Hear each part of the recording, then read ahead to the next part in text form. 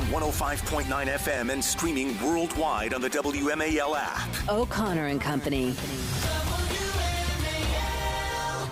It's 7:36 on this Monday morning. Thanks for tuning in. O'Connor and Company here. I forgot the name of the show for a second there. What's the show? What is this? What are we doing? Coming up at 8:05, Mark Paoletta on the ongoing calls for Clarence Thomas to recuse himself from the Supreme Court because the left is obsessed and totalitarian. That's Julie Gunlock.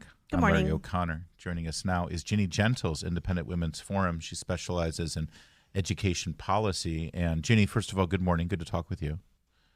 Good morning, Larry and Julie. We knew the Biden administration was going to do their new modified rewrite of Title IX provisions. It was announced Friday, of course, end of a weekly news cycle with a lot of other stuff going on in the media. So it didn't get a whole lot of attention, but I would love for you, now that you've had a couple of days to digest it, tell us exactly what this does for women in public schools and at universities. Well, there's a misconception that Title IX is just about women's sports. So just right out the gate, let's be really clear that this is not a women's sports rewrite or regulation. This is the most sweeping change to federal law ever enacted by unelected bureaucrats. The Title IX regulations that the Biden administration put out really flip Title IX on its head because we know what Title IX is about. Everybody with common sense knows that it protects on the basis of sex. It provides opportunities, educational opportunities for women. And it's a simple law that was passed 52 years ago that just says that on the basis of sex, no person shall be excluded from participation or denied benefits or subject to discrimination under any education program or activity receiving federal financial assistance. The end. Like that means that women had opportunities and doors were open. But the Biden administration decided, you know what? We're going to redefine sex to mean gender identity. So that means that any man who self-identifies as a woman is now protected under Title IX and can take away opportunities and privacy and safety from women. So, yeah, I've had the weekend to digest this, but I'm still mad. Tell us about how the Department of Education Secretary, how he talked about this. I know that you and I were kind of talking over the weekend or on Friday about how it was kind of sickening to hear him talk about this change and really lie and mislead the American public about this change. Well, they like to pretend, this administration, they pretend with language, they pretend with their actions. So he pretends that now that this Title IX regulation has been finalized, that schools will be a safe and inclusive place, that all students will have their rights protected, while ignoring the fact that half of students in these educational programs that receive federal funding are women, and they will not be safe, and they will not be included. They will be excluded if a male decides so, if a male self-identifies into their opportunity or space. So they put a smile on, and they put out nice language, and they pretend that that this Title IX overreach is bettering society when we know, in fact, that it's a flagrant overreach of the administrative state.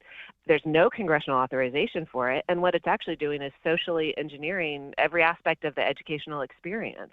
Because just like Title IX is not just a women's sports law, it's also not just a higher ed law. People think, oh, it's just college women's sports. It's not. Yeah. Any education program or institution that's receiving federal funding will be impacted by this. But it doesn't also, I would love you to explore a little bit too. I think I actually talked to a mom of boys and she just wasn't really aware of this because in her mind, this only affects women.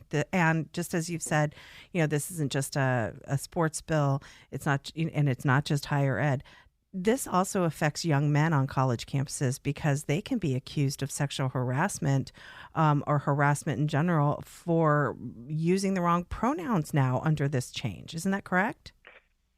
Right. So we're going to have pronoun police left, right, and center on schools, K-12 and college campuses, and they have now been empowered and will have these very powerful Title IX coordinators to suppress or compel speech. And if people feel that they need to use if they carelessly use biologically accurate pronouns, they can be accused of sexual harassment. And we know what a mess the whole pronoun world is. This isn't just flipping he to she or him to her. There's this whole mess of neopronouns that teachers and students are going to have to keep track. And then the pronoun police will come in and say, no, you got the pronoun of the day wrong. Yeah. I'm going to investigate you on the basis of Title IX. But worse for boys are the due process rights that they're going to lose. And when they're accused of sexual harassment or worse, rape, they will have these kangaroo courts where they won't be able to see the evidence against them. They won't be able to face their accuser. They're basically assumed guilty. And that's something that everyone should be concerned about. Yeah, young men will get kangaroo courts when accused of sexual misconduct, but at the same time, men who identify as women can go and disrobe and ogle naked women. Yep. Without any sort of reprimand in a women's locker room. Miguel Cardona, the education secretary, put out these new rules on Friday and said that he wanted to make it crystal clear that everyone who can access schools that are safe, welcoming, and that respect their rights, and I think everyone means everyone but young innocent girls who don't want to be exposed to naked men. He also went on to say no one should face bullying or discrimination because of who they are or who they love.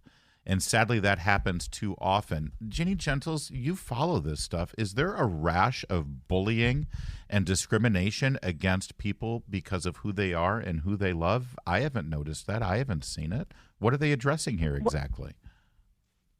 Well, they're using their make-believe scenarios and their made-up language to socially engineer our society. So they pretend that there's this rash of sex-based discrimination in their minds on people who, based on who they are and who they love, but really that's all make-believe. They just want to take the very powerful administrative state and rewrite a law that's very clear. Sex is binary.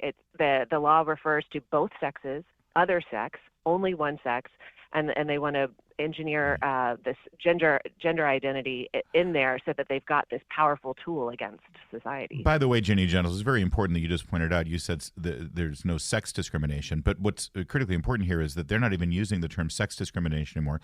Title IX was all about sex. Now they have replaced the word gender. Is that enough to trigger congressional oversight or a court ruling? Because this is more than just the administrative state enforcing a law that Congress wrote. This is actually a redefinition of that law. Title IX was passed by Congress under the idea that people should not be discriminated based on sex. Now they have replaced the word sex with gender. That's not just applying the law, that's rewriting the law. Will there be a court battle? Absolutely. Yeah. I think people should be very concerned. I don't want to say there's going to be a lawsuit. Congress is going to introduce the Congressional Review Act in order to attempt to repeal this rule. There will be these legal and administrative or congressional actions to try to undo this. Like, we still should be concerned, though. People should still call into Congress and say, hey, guys, step up. This is the administrative state doing what you should have done. Congress rewrites the laws.